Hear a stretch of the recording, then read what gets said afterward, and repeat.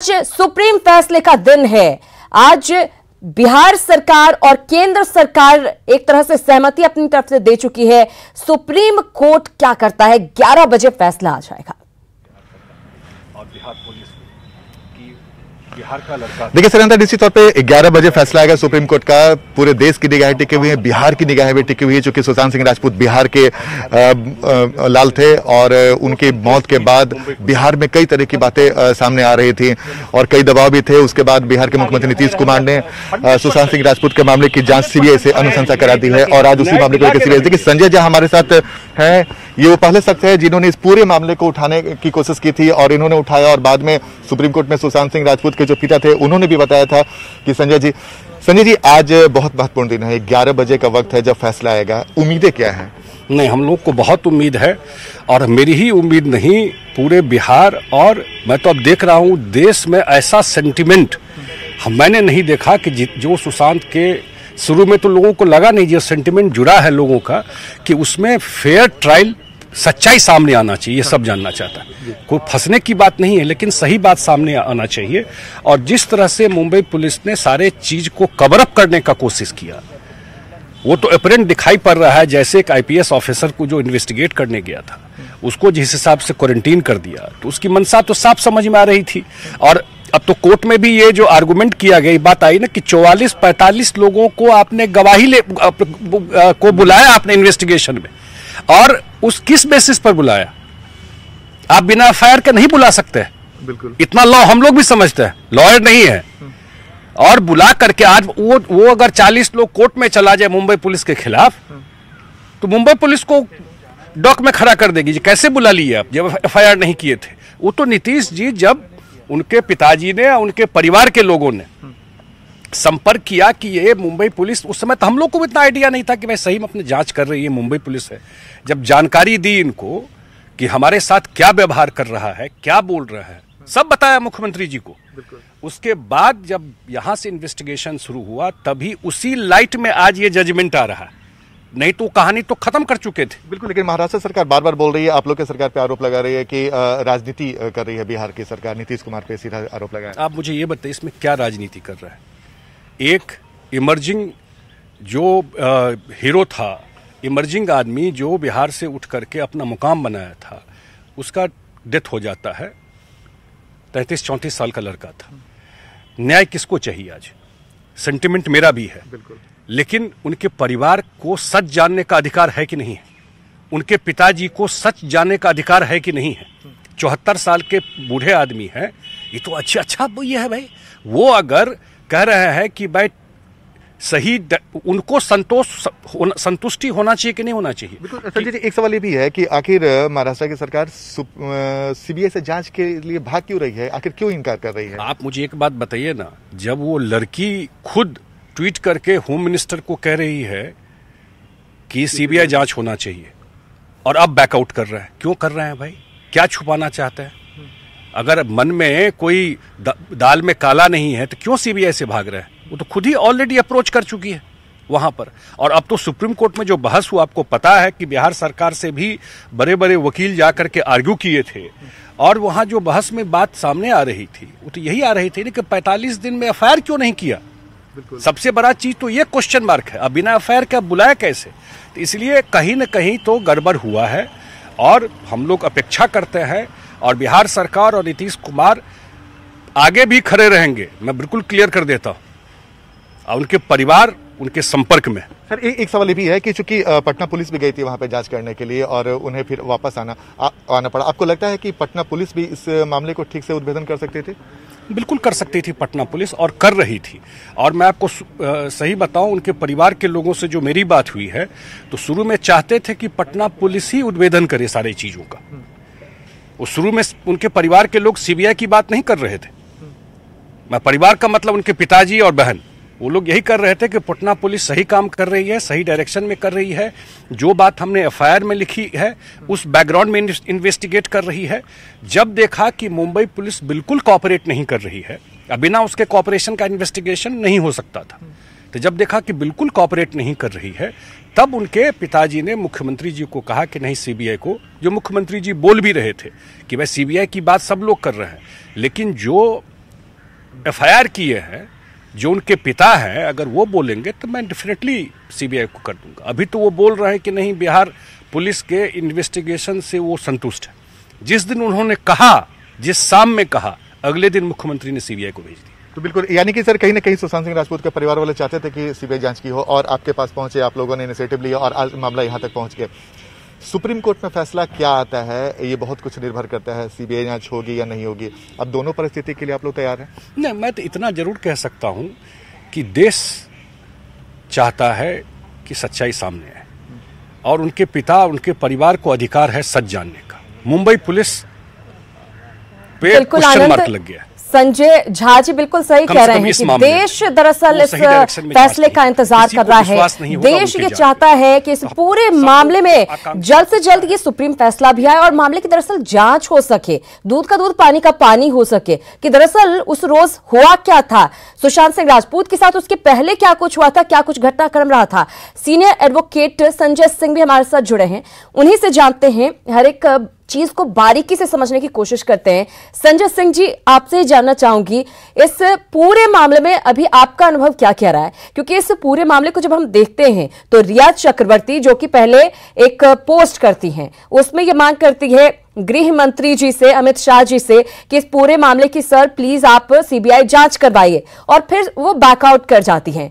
वहीं अगर इस मामले को पूरे तरीके से देखें, जिस तरह से असहयोग की नीति मुंबई पुलिस की तरफ से अपनाई गई, तो क्या ऐसा लग रहा है कि कहीं ना कहीं सुशांत के परिजनों का जो केस है वो स्ट्रांग है और सुप्रीम फैसला भी इनके पक्ष में आ गया? क्योंकि राज्य सरकार और केंद्र सरकार दोनों की तरफ से कहा गया है कि सीबीआई जांच होगी इस मामले के।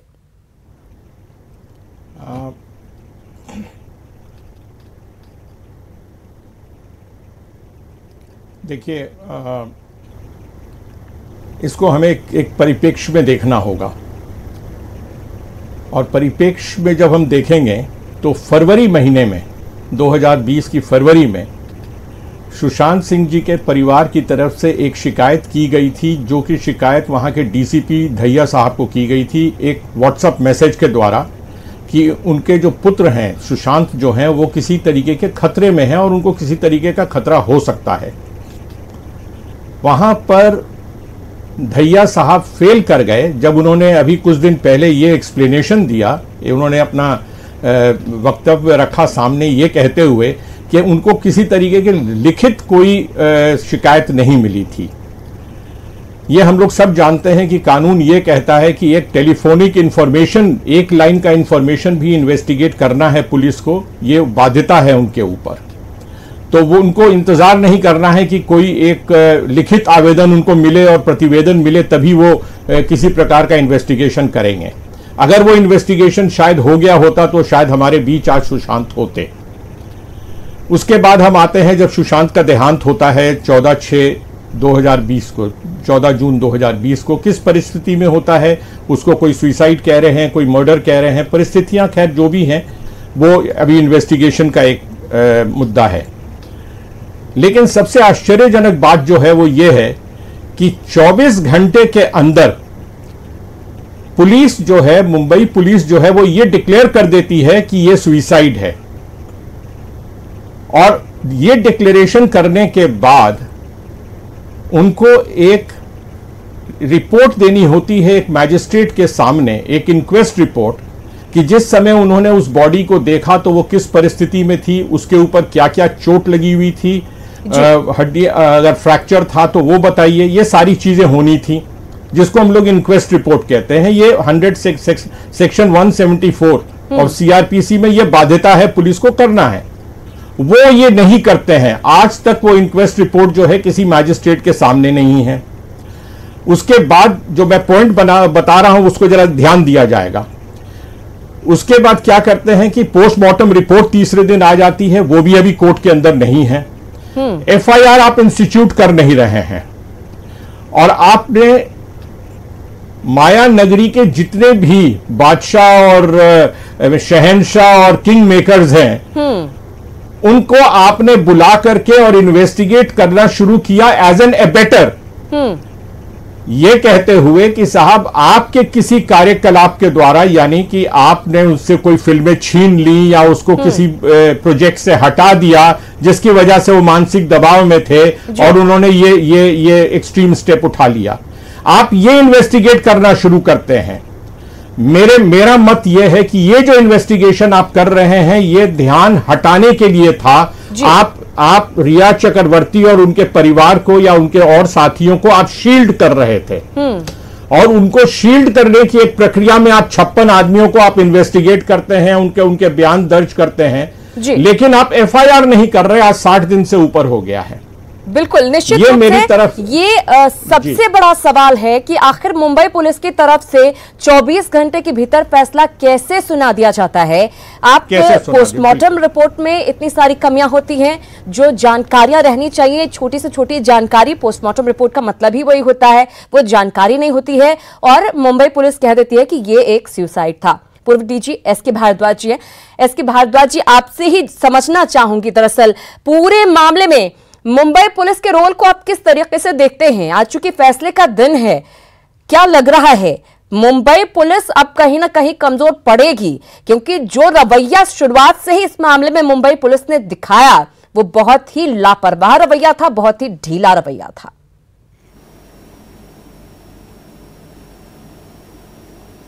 देखिए, मुंबई पुलिस ने 174-75 के अंदर अपनी इंक्वायरी शुरू की है और आज तक उस 74 दिन हो गए हैं, अभी तक वो ये नहीं फैसला ले पाए हैं कि ये सुसाइड है या अटेम्प्ट टू सुसाइड है, मतलब अटेम्प्ट टू मतलब किसी ने उसको उकसाया है सुसाइड के लिए, या मर्डर है। ट्रांसपेरेंसी बिल्कुल नहीं है। आज तक उन्होंने पब्लिक डोमेन के ऊपर पोस्टमार्टम रिपोर्ट तक जारी नहीं किया है। इसका मतलब ये है कि वो कुछ ना कुछ छुपाना चाह रही है। उसके बाद में आज जो सुप्रीम फैसला आने वाला है उसमें मेन बिंदु है यही कि इस केस की जुरिस्डिक्शन जो है वो डिसाइड करेगा। जुरिस्डिक्शन का बहुत सारा जो इन्वेस्टिगेशन होना है वो मुंबई में होना है, कुछ पार्ट इन्वेस्टिगेशन का बिहार में होना है।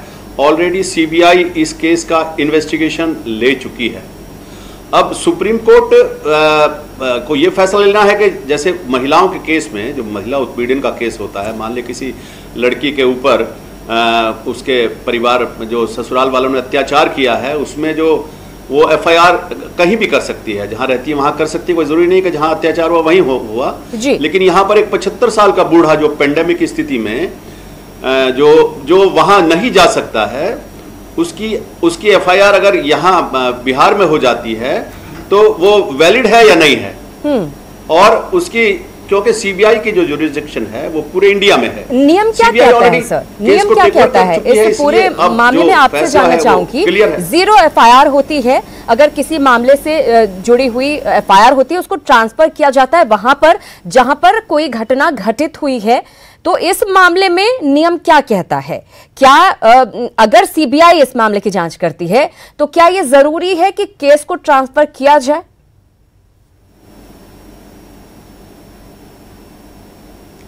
देखिए, 0 एफआईआर का नियम है, लेकिन यहां पर cause of action, part of cause of action Bihar में भी है और बाकी बहुत सारी चीजें मुंबई में हुई हैं। ऑलरेडी केस रजिस्टर हो चुका है, सीबीआई को स्टेट गवर्नमेंट ने रिक्वेस्ट किया है और उसके बाद में सेंट्रल गवर्नमेंट का आदेश से सीबीआई टेक ओवर कर चुका है। तो अब तो उसका ये मामला इनफ्रक्चुअस हो जाता है। सीबीआई तो इस मामले को इन्वेस्टिगेट करेगी ही, मुझे ऐसा लग रहा है। ये फैसला सीबीआई के इन्वेस्टिगेशन में ही जाएगा और किसी को क्या ऐतराज होना, सीबीआई जो है बिल्कुल किसी को क्या ऐतराज हो सकता है अगर सच सामने आता है तो इस मामले पर चर्चा जारी रहेगी, क्योंकि फैसले का दिन है और बहुत जरूरी है कि सच सामने आए। आप कहीं मत जाइएगा, फौरन लौटते हैं। तो सुशांत मौत मामले में आज देश की सर्वोच्च अदालत में किसकी क्या दलीलें हैं ये भी आपको बताते हैं। रिया चक्रवर्ती की ओर से दरअसल सुप्रीम कोर्ट में दलील दी गई है कि उन्हें सीबीआई जांच से ऐतराज नहीं है, लेकिन केस मुंबई ट्रांसफर हो। साथ ही रिया ने अपने खिलाफ कोई सबूत नहीं होने का दावा भी किया है। वहीं सुशांत के पिता के सिंह की भी अपनी दलील है।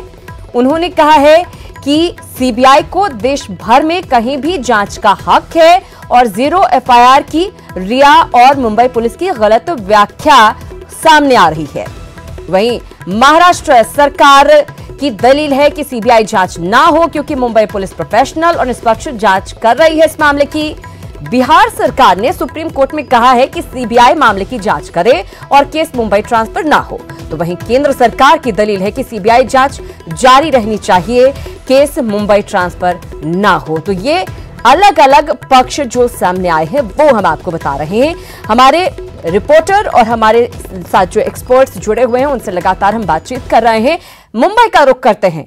आपसे जानना चाहूंगी अमित राय, आज सुप्रीम फैसला आने वाला है, केस ट्रांसफर करने की रिक्वेस्ट की गई है, अपील की गई है रिया चक्रवर्ती की तरफ से।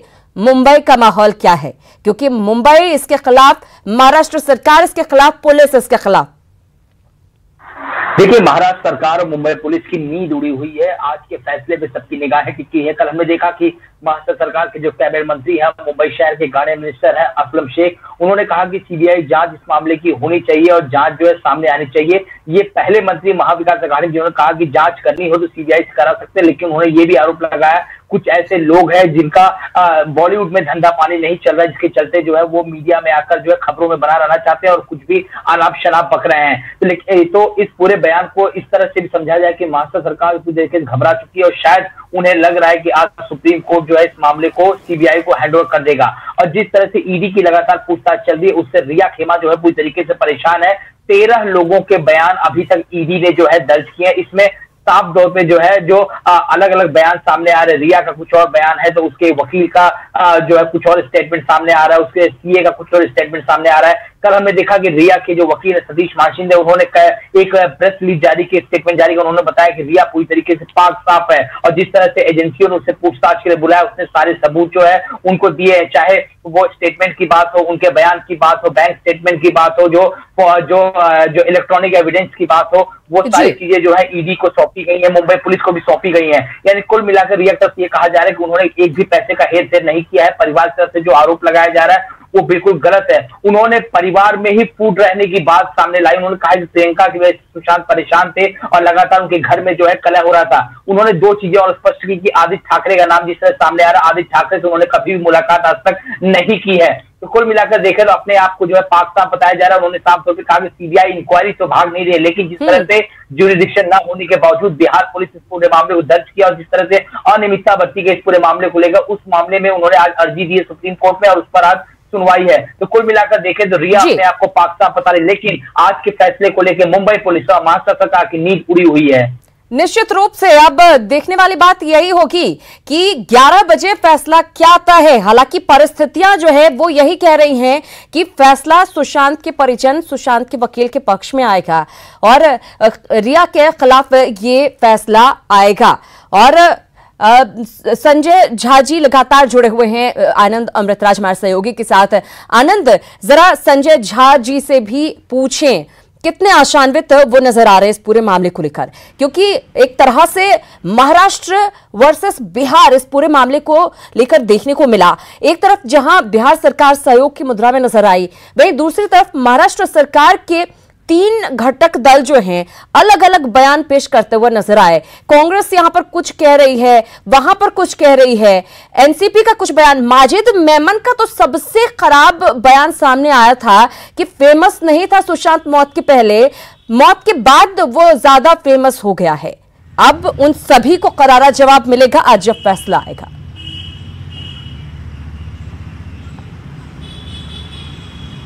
नहीं, मैं एक बात बता दूं, इस तरह का बयान तो दे करके वो लोग खुद ही में पूरे मुंबई पुलिस को डॉक में खड़ा कर दिए।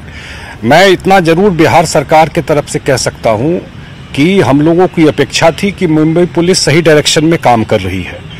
और जब उनके पिताजी ने और उनके परिवार ने मुख्यमंत्री जी से संपर्क किया कि भाई 40-42 दिन हो गया है और ये बात तो अब सच्चाई सामने आ गई, जब सुप्रीम कोर्ट में बात रखी हमारे वकील ने कि जो आप 40-45 लोगों को बुलाए और डेली मीडिया हाइप करते थे कि उसको बुला लिया, इसको बुला लिया, आपको एफआईआर ही नहीं किए थे, तो आप बुला कैसे लिए?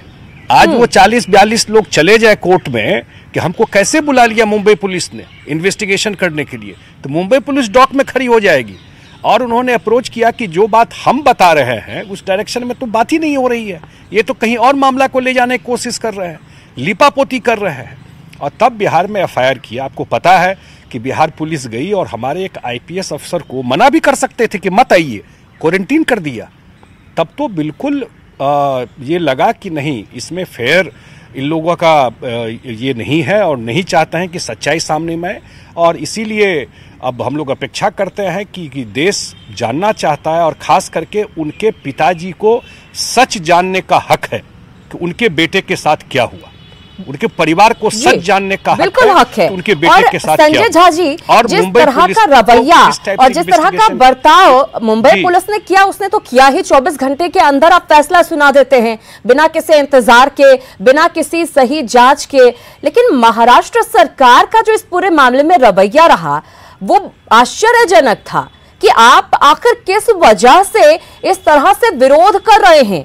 बिहार पुलिस की टीम जाती है और उसको इतना दौड़ाने के बाद, इतना एक तरह से कहें कि बेइज्जती उनकी की गई है वहां पर, उसके बाद आप ये कहते हैं कि इस मामले की जांच मुंबई पुलिस को करनी चाहिए।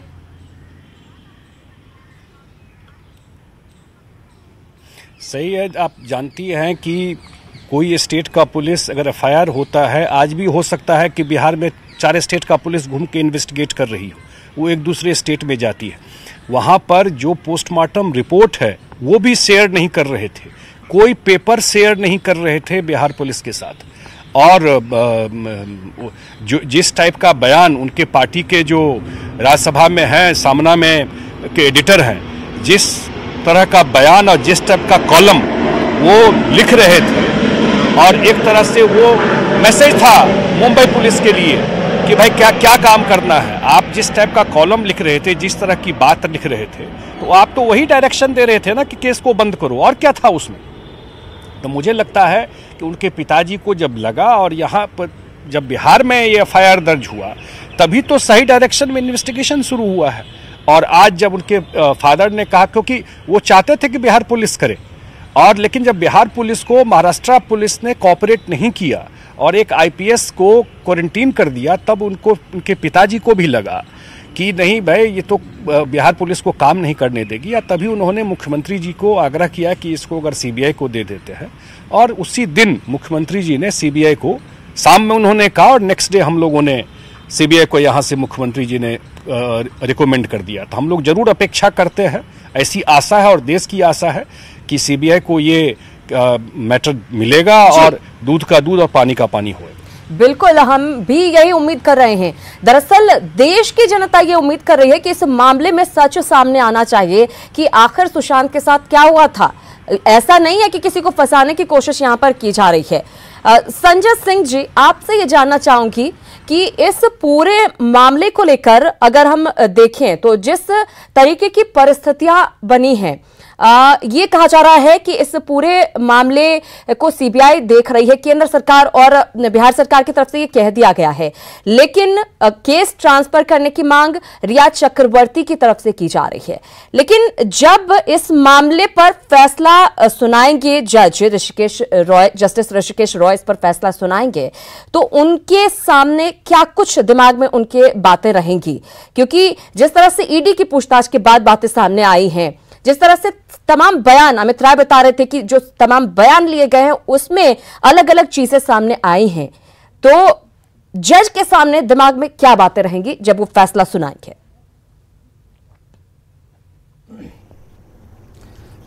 हम लोग शायद 2-3 चीजें एक साथ मिक्स कर रहे हैं। ईडी का जो इन्वेस्टिगेशन है वो एक डिफरेंट प्लेटफॉर्म पे है, वो एक डिफरेंट स्कोप है उसका, और वो सुप्रीम कोर्ट के सामने मेरे ख्याल से नहीं है जी। सुप्रीम कोर्ट के सामने जो है वो एक दूसरी चीज़ है, वो ये है कि क्रिमिनल एक्टिविटी जो हुई है उसके बारे में है। ये सुशांत के पिताजी ने जो एफआईआर किया है पटना के अंदर, वो एफआईआर क्या है ये पहले हमें जानना बहुत ज़रूरी है। उस एफआईआर में उन्होंने कहा है कि एक षड्यंत्र के अंतर्गत रिया चक्रवर्ती, उनके साथी और उनके परिवार ने मिल करके एक सोची समझी साजिश के अंतर्गत एक ऐसा कार्यकलाप किया है जिससे कि सुशांत जो हैं वो एक ऐसे कोने में पहुंच गए जहां उनको एक एक्सट्रीम स्टेप लेना पड़ा। तो एक षड्यंत्र की बात हो रही है जिसको उन्होंने, उनके पिताजी ने उनको इंडिकेट किया है जी। बिहार पुलिस उसको लेकर के इन्वेस्टिगेट करने के लिए बॉम्बे गई थी।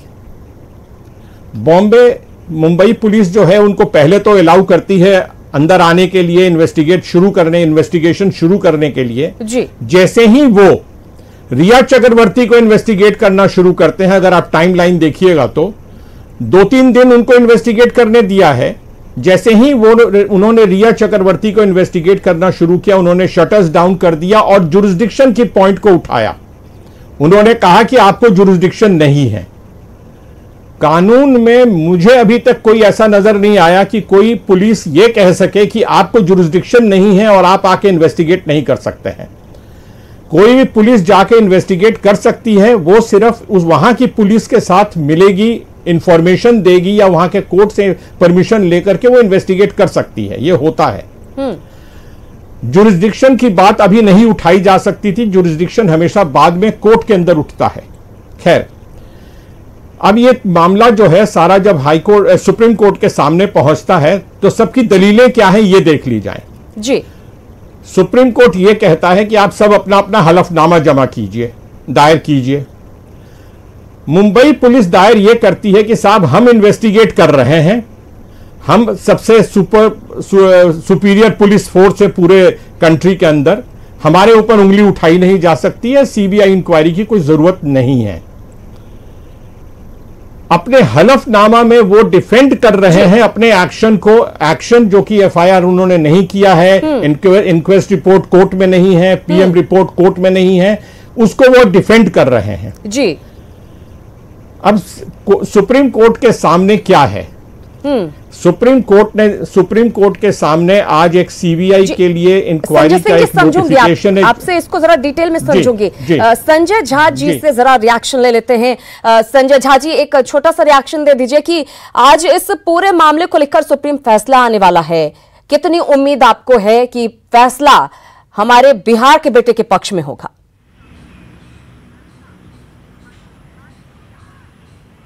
बिल्कुल, हम लोगों को बिल्कुल बिहार के लोगों की अपेक्षा है कि बिहार के पक्ष में यह फैसला होगा।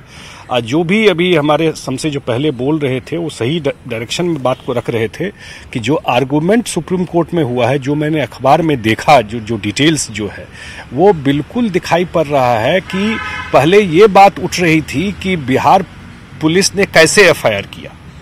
अब बात ये उठ रही है कि मुंबई पुलिस ने 40 दिन तक एफआईआर क्यों नहीं किया। जब पोस्टमार्टम रिपोर्ट आ गया और उनको लगा कि इन्वेस्टिगेट करना है आगे, तो एफआईआर क्यों नहीं किया? तो निश्चित रूप से और लोगों की आकांक्षा अपेक्षा है कि जब अब तो बिल्कुल एक बात तो दिखाई पड़ रही है ना, मुंबई पुलिस इसमें फेयर जांच नहीं कर सकती है। ये पब्लिक डोमेन में ये बात आ गई है कि कम से कम और मैटर में जो करे इस मैटर में नहीं कर सकती है, फेयर नहीं है। वो बार बार ये बात इंडिकेट ऑलरेडी कर चुके हैं। तो उसके बाद बचता क्या है? ऑप्शन तो कुछ बचता नहीं है, सीबीआई बचता है। तो बिल्कुल ये अपेक्षा देश की है कि सीबीआई जांच करे और जल्दी जांच करके जो भी इसमें अगर दोषी है तो उसको सजा मिले। बिल्कुल, हमें भी उम्मीद है कि इस पूरे मामले में सच सामने आएगा। संजय झा जी, आप हमारे साथ जुड़े, आपका बहुत धन्यवाद और उम्मीद यही करते हैं कि इस पूरे मामले में सच सामने आएगा।